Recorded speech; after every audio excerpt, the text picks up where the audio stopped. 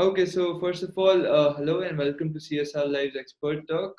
This is Varun Upadhyay here, and thank you so much for Miss Sophie and Shivani for being with us here today. So, can I just, for our audiences and for our whole team of CSR Live, can you start with a little brief introduction about the organization and about the story behind it getting established? Yes. First, I would like to thank you for having invited us. That's very kind of you. And so, Tondue, as you can hear, it's a French name, and it means in English, Shivani? Helping hand. Helping hand. So the adventure started in 2005 with different Francophone expatriates in Delhi who were committed with NGOs. And they decided to unite to be stronger and more organized. And in 2015, a charity trust was created. And so Tondue is helping 10 NGOs working mainly with children, women, and disabled people. And we give a monthly support to those 10 NGOs. So they can rely on us over the year.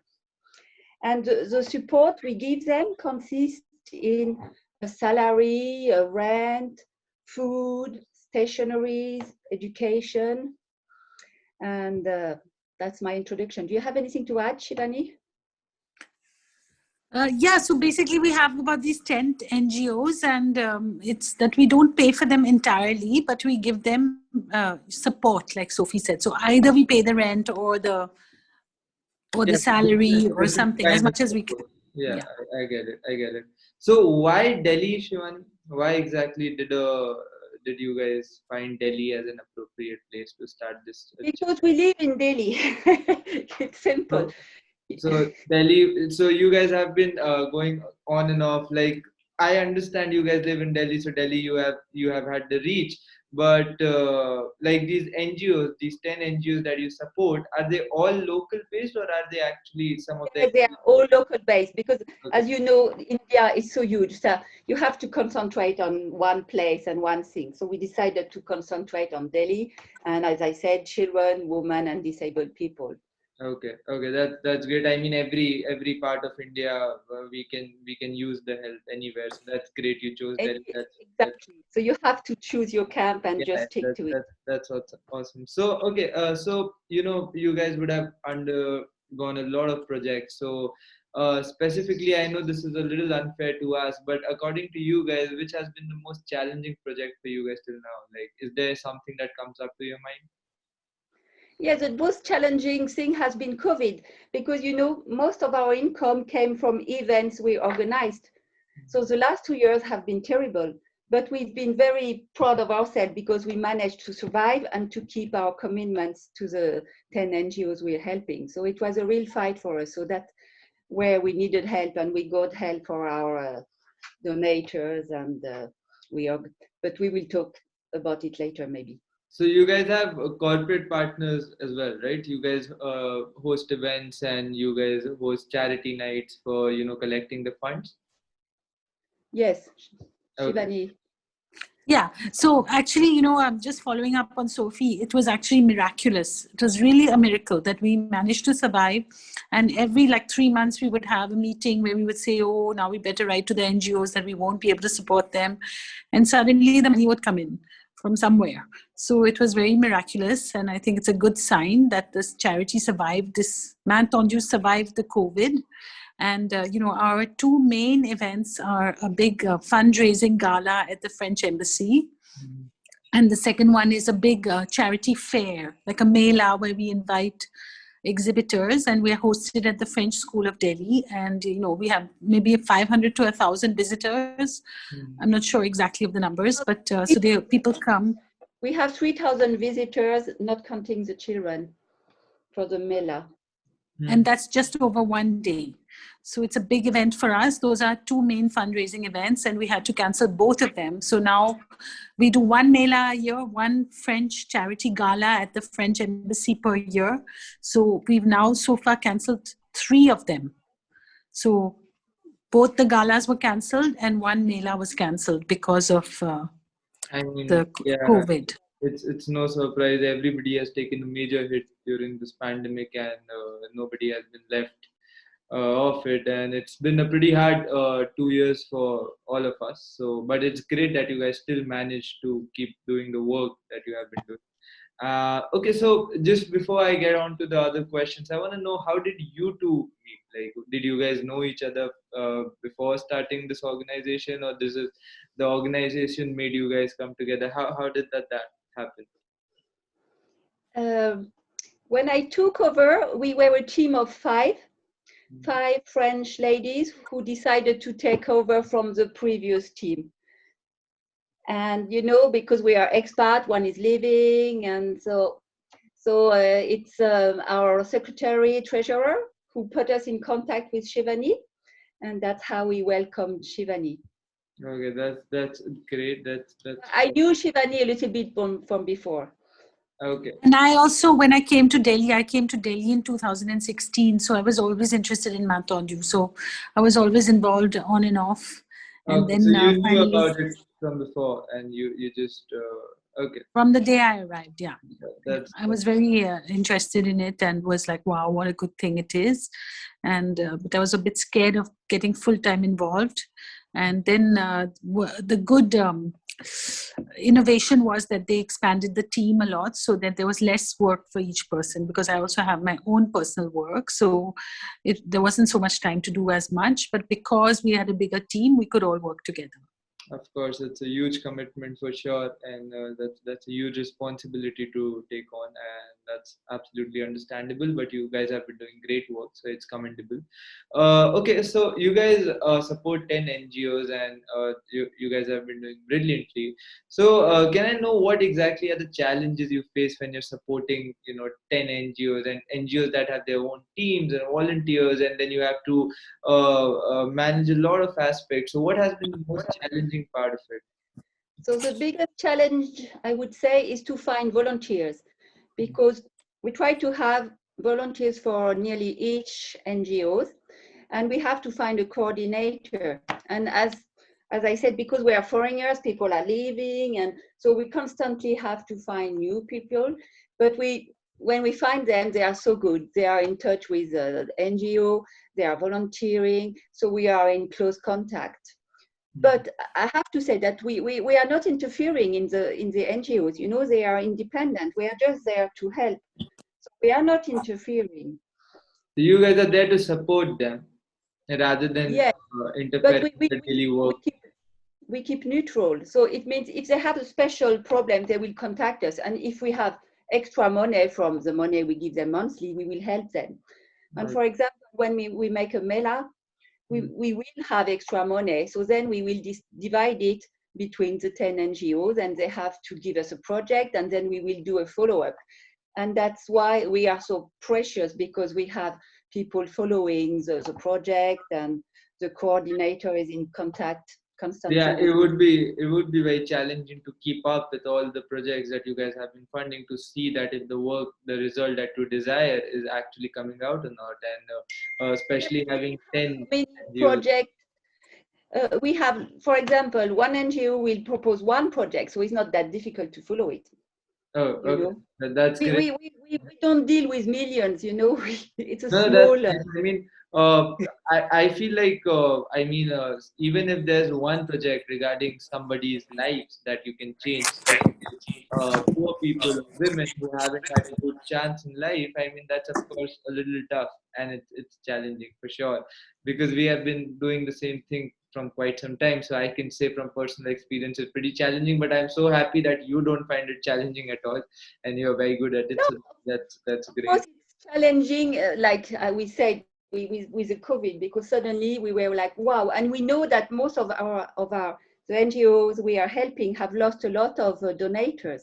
Mm-hmm. So we know they really needed help. So we managed to find even more help during COVID through foreign donators. And we were so lucky that we have a lot of donators who have a huge trust in us.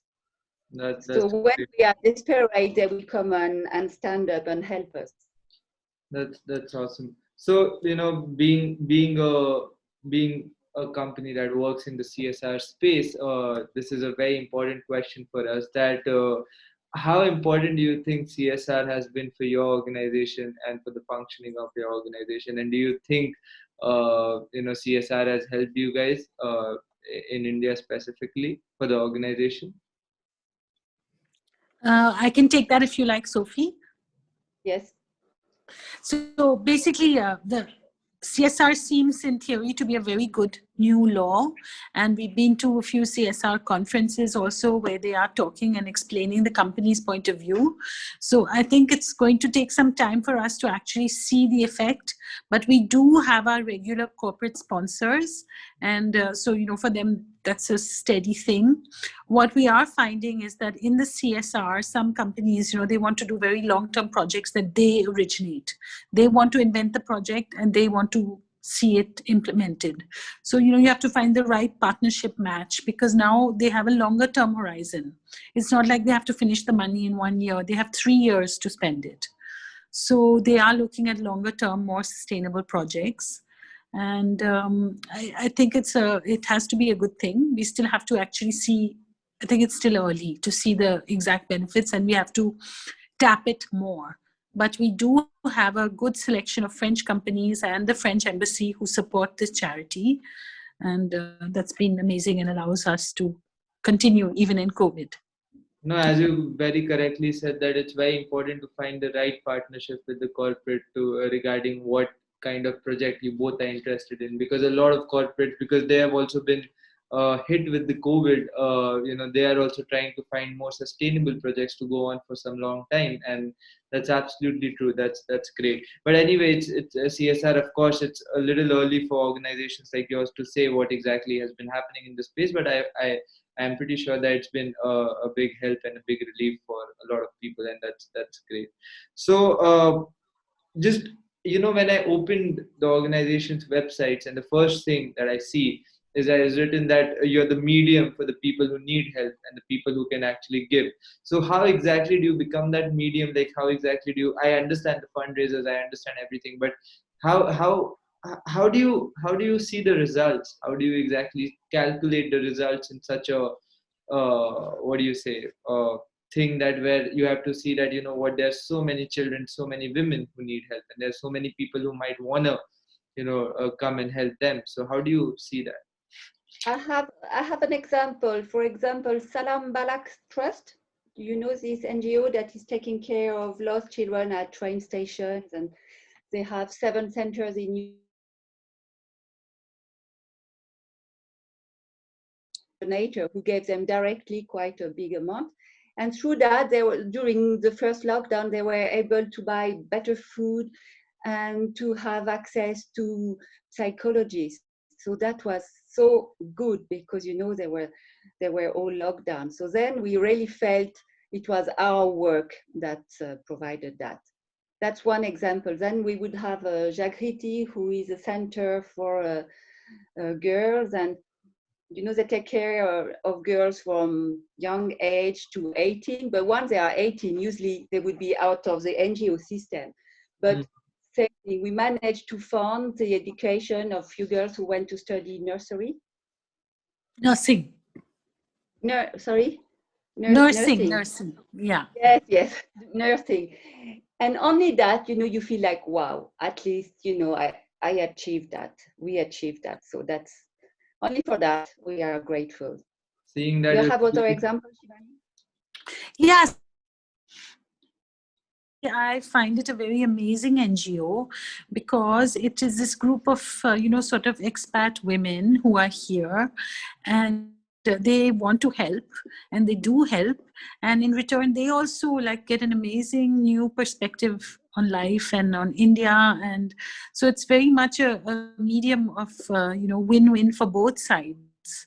So that's why I find it quite a unique NGO, because these people come to India, they don't know exactly what's going on. Still, through all the odds, they manage to raise funds in Europe, and then actually go to these NGOs physically and see what's going on, and they are very hands-on.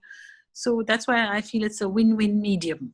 I don't know if that answers the question. I mean that is actually very surprising when you hear about it, because you don't hear about it a lot, that people coming to different country and they're not very familiar with the culture, they're not very familiar with how things work here, they're not very familiar with how they can adjust with the system and work here, but still they're trying to do so much from their side. So this is very commendable. This is very unique also, I have to say, because being where you have been raised and knowing the system is much easier to help and provide help in that kind of system, but coming all the way to a different continent and just doing that is this that's great. That's great. So before we start to wrap things up, I want to know, what is the bigger picture for you guys? Like, what is the aim for you guys from 5 years from now or 6 years from now? Where do you see yourself and the organization? You know, it's quite difficult to say a bigger picture because we just come out of 2 years of troubles with COVID. We managed just to have survived. For us is a bigger picture. So the bigger picture would be just to come back to what we were and to make extra money, to fund some projects. And we are not ambitious. We are just humble. So if we could keep the good work we are doing, I think we are happy with that. Sure. I mean, sure. Being consistent is also very.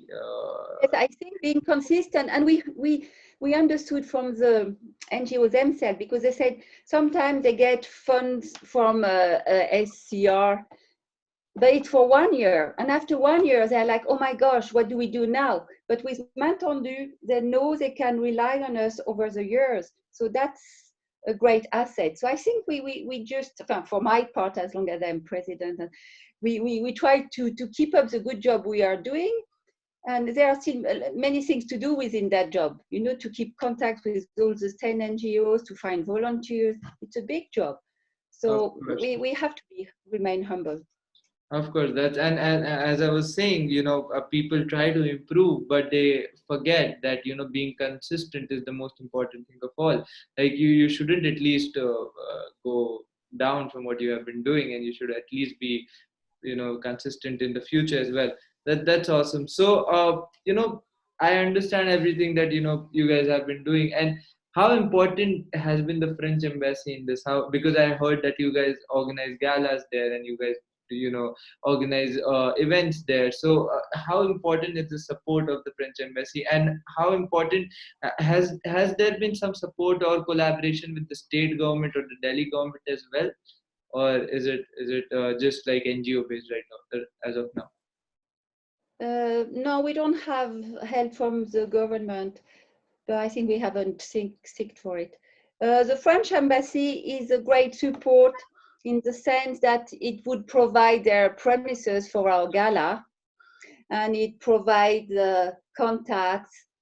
They don't help us with money, but when we organize a gala, they will help us with some part of it, and especially the contact. And they are very kind to us, but we are quite independent, Yeah, that's great. Shivani, you have anything to say? I actually, I mean, they have very good relationship with us because they leave us very independent, but at the same time they do finance us, in the sense of that when we have the gala, sometimes they give the food for free, sometimes they might give the wine for free. One of the ambassador's wives, she joined the team and became the secretary for a year or so. So they are very involved, but they leave us very independent. So it's a very good situation, I feel. They're really doing a good job with their relationship with us, I think. Sophie, were you trying to say something? I was saying that we pay the food, but so it's an investment, But of course we make profits, and they are a great help. And if we have to send mailings, newsletters, they will help us dispatching it. And so when we need contact, they're a great help. But it's not only the French embassy. We have to speak about the Alliance, the French Alliance, and the French Institute. Mm-hmm. Delhi Accueil, I should, oh my God, I was going to forget. Delhi Accueil is a big welcoming entity. that welcomes all Francophone people. And of course, that's where we would find our volunteers and contacts and Of course, yes. and as you said, it's a very tough and challenging job to find volunteers, and that has been a challenge for you guys in the past as well. So for wrapping it up, do you have something to tell our audiences and us, so that on an ending note, do you have some message that you want to give out to the audience? And I hope that they hear it and more volunteers turn up to you for helping in this wonderful cause you guys have been pursuing. So please go ahead. Do you want to start, Shivani? Sure. So I just think this is a very unique NGO because of this mix between the West and the East, and how. So I think one of the goals we did have, or we are thinking about, is how to make it more global, this charity. So in the sense that we want it to be, all of the West, not just French speaking as of now.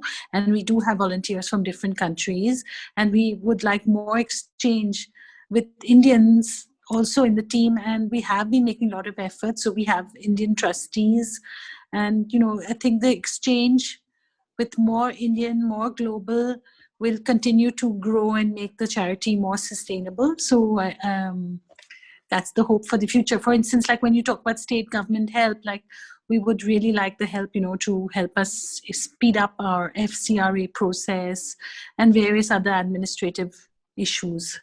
So that's that. Of course. Yes, I think our donators have a great trust in Tondue, so we want to keep it. And you could wonder, why would people go through Tondue?